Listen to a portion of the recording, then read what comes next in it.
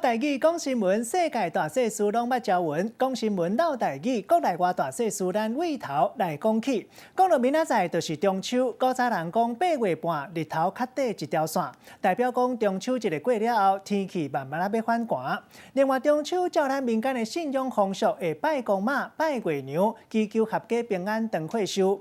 传说嘛是土地公伯啊得道做生的日子，拜土地公、拜麻糍会趁钱。另外，中秋嘛是元老圣诞。是求姻缘的好日子。中秋也阁有啥物款的特别风俗？唠台语讲新闻，时间交主播黄秀文。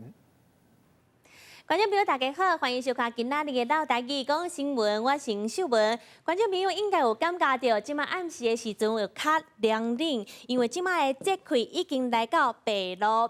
白露咧，差不多伫咧新历9月初7到初9的时阵，白露来啊，表示秋天嘛到啊。这时阵咧，天气会慢慢变凉，暗时啊，气温坐低。草啊、叶啊顶悬拢会有真侪露水。古早人讲白露蓝，10日斗日淡，意思就是白露迄天若是透南风的话，阮就会当知影，就会定定落雨。天气甲土骹拢会淡淡。阁有一句叫做白露水较多开。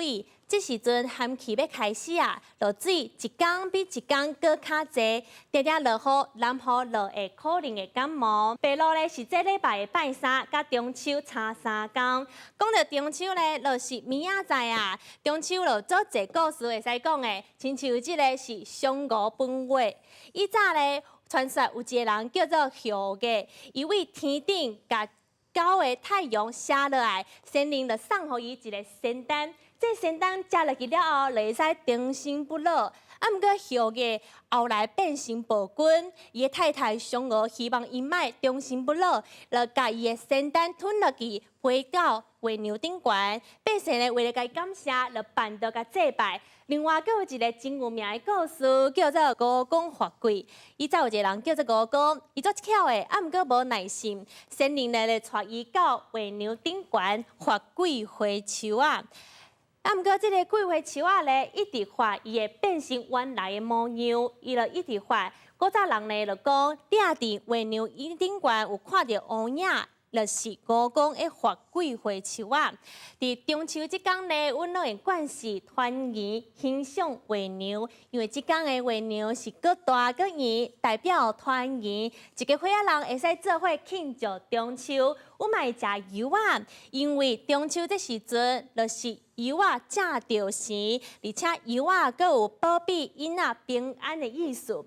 足侪人咧介意中秋节，是因为中秋节即天咧，阮会使烘肉。啊，毋过你敢知，其实烘肉是台湾才有的活动。差不多30年前，有一间导游的公司拍广告，内面有一句话叫做“一家烘肉，万家飘香”。所以台湾人为迄时阵开始，就惯势伫中秋即天烘肉。